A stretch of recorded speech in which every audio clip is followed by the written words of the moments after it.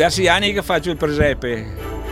È una passione che ho avuta fin da piccolo, quando ero piccolo lo facevo.